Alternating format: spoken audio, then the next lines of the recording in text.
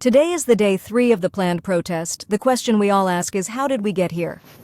The streets of Nigeria are filled with protesters, their voices echoing a common cause: hunger, poverty, and the demand for a better tomorrow. How did things get so bad?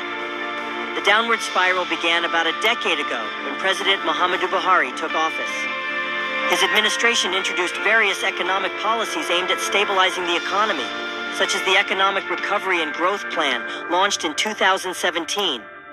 However, implementation faced challenges, and the economy continued to struggle with recession, inflation, and unemployment. In agriculture, initiatives like the Anchor Borrowers Program were introduced to boost the sector. While these programs had some success in increasing agricultural output, significant issues remain, including inadequate infrastructure and market access.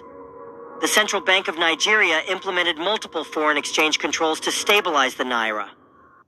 Despite these efforts, the naira depreciated significantly, affecting import costs and overall economic stability.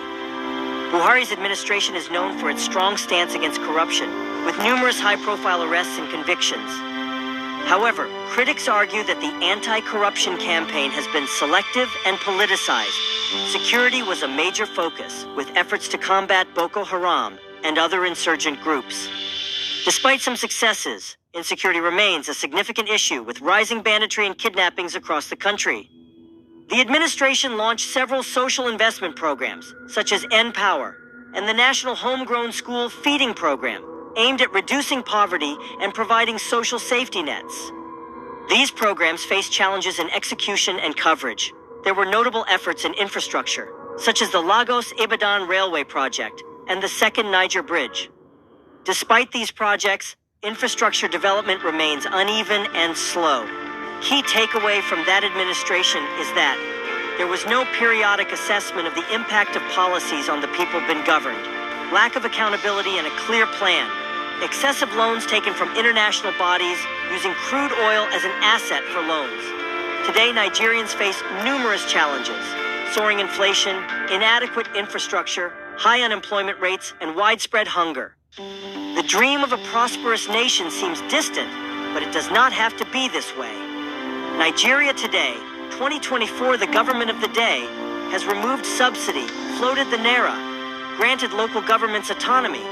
However, the impact of these policies on the common man is extreme hardship and hunger. The idea of giving the states and local government more resources for development is actually a good one if there is a common master plan to follow. Accountability and impact assessment are periodically done. The Nigeria that protesters dream of is one where there is a master plan for the whole country. A Nigeria where the development of roads and infrastructure is strategic, providing proper links between states to maximize the various resources available.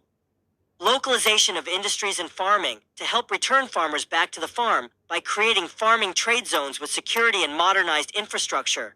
Warehouses for proper storage to solve the food crisis and generate revenue via exportation. Creating several business hubs that would be our own Silicon Valleys in various states. By so doing, creating a solid foundation for thriving business. Good tax returns, productivity and growth. Strategic investments in rail and network infrastructure would help connect these hubs in various states and boost economic activities. Investments in research and collaboration would drive innovation and sustainable growth. The ideal Nigeria would have a mixed economy where the government regulates and provides a good balance to services offered by the private sector. Subsidy on food items, power and government banks to offer single digits loan to cater for the youth between the age of 18 to 30, affordable housing and other sensitive areas of the economy.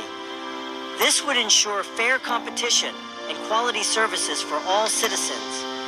In this Nigeria of our dreams, young students are empowered through various schemes to create startups and generate employment. Periodic impact assessment of policies by non-governmental organizations is prioritized. Education and skill development are prioritized to prepare the youth for a prosperous future. Drones on the ground operations, intelligence fusion, and community-focused initiatives would be used to tackle insurgency, and a proper audit of military actions and non-actions in the last few years should be reviewed. Today's protests are not just about the struggles Nigerians face, but about the hope they hold for a better Nigeria. Our leaders must realize this. It is a call for action, for change, and for a commitment to building the Nigeria of their dreams. The path to this ideal Nigeria may be challenging, but it is not impossible.